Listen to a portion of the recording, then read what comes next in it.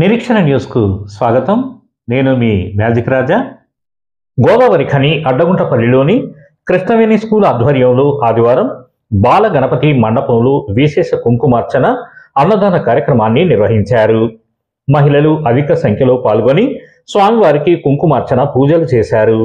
అనంతరం అన్నదాన కార్యక్రమం నిర్వహించారు.